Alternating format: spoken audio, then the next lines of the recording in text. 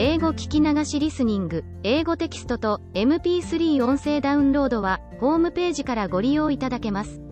88thpp.com 88thpp.com The Bremen Town Musicians.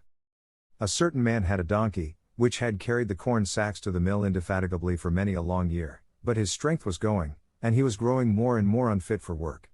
Then his master began to consider how he might best save his keep, but the donkey, seeing that no good wind was blowing, ran away and set out on the road to Bremen. There, he thought, I can surely be town musician. When he had walked some distance, he found a hound lying on the road, gasping like one who had run till he was tired. What are you gasping so for, you big fellow? Asked the donkey. Ah, replied the hound, as I am old, and daily grow weaker, and no longer can hunt, my master wanted to kill me, so I took to flight, but now how am I to earn my bread? I tell you what, said the donkey, I am going to Bremen, and shall be town musician there, go with me and engage yourself also as a musician. I will play the lute, and you shall beat the kettle drum. The hound agreed, and on they went. Before long they came to a cat, sitting on the path, with a face like 3 rainy days. Now then, old shaver, what has gone askew with you? Asked the donkey. Who can be merry when his neck is in danger? Answered the cat. Because I am now getting old, and my teeth are worn to stumps, and I prefer to sit by the fire and spin, rather than hunt about after mice. My mistress wanted to drown me, so I ran away. But now good advice is scarce. Where am I to go? Go with us to Bremen. You understand night music, you can be a town musician.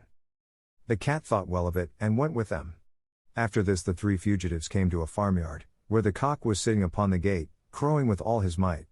Your crow goes through and through one, said the donkey. What is the matter? I have been foretelling fine weather, because it is the day on which Our Lady washes the Christ child's little shirts, and wants to dry them, said the cock. But guests are coming for Sunday, so the housewife has no pity, and has told the cook that she intends to eat me in the soup tomorrow, and this evening I am to have my head cut off. Now I am crowing at full pitch while I can. Ah, but Red Comb, said the donkey, you had better come away with us.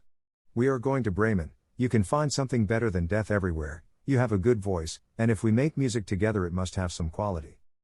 The cock agreed to this plan, and all 4 went on together. They could not, however, reach the city of Bremen in one day, and in the evening they came to a forest where they meant to pass the night.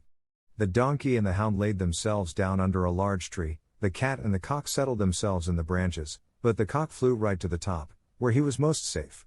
Before he went to sleep he looked round on all 4 sides, and thought he saw in the distance a little spark burning, so he called out to his companions that there must be a house not far off, for he saw a light. The donkey said, If so, we had better get up and go on, for the shelter here is bad. The hound thought that a few bones with some meat on would do him good too. So they made their way to the place where the light was, and soon saw it shine brighter and grow larger, until they came to a well-lighted robber's house.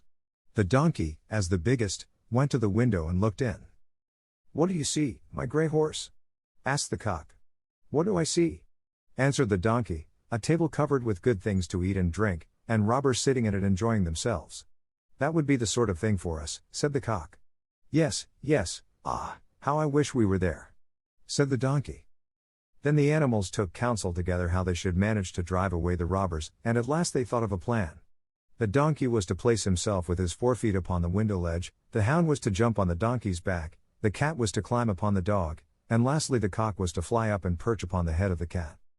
When this was done, at a given signal, they began to perform their music together. The donkey brayed, the hound barked, the cat mewed, and the cock crowed. Then they burst through the window into the room, so that the glass clattered.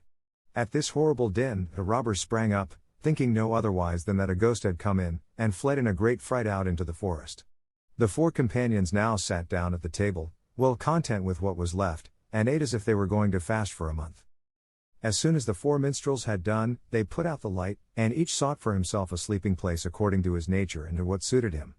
The donkey laid himself down upon some straw in the yard, the hound behind the door, the cat upon the hearth near the warm ashes, and the cock perched himself upon a beam of the roof, and being tired from their long walk, they soon went to sleep.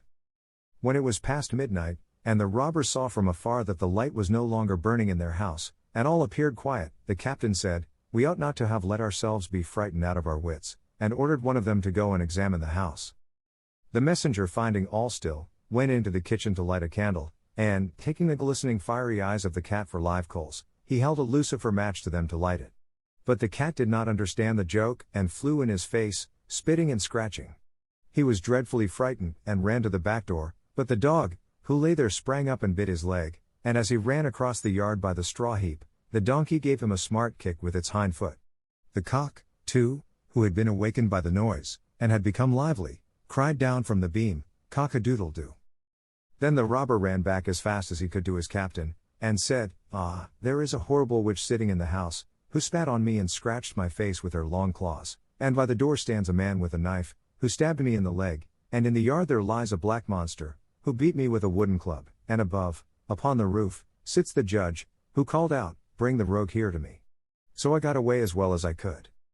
After this the robbers did not trust themselves in the house again, but it suited the 4 musicians of Bremen so well that they did not care to leave it any more.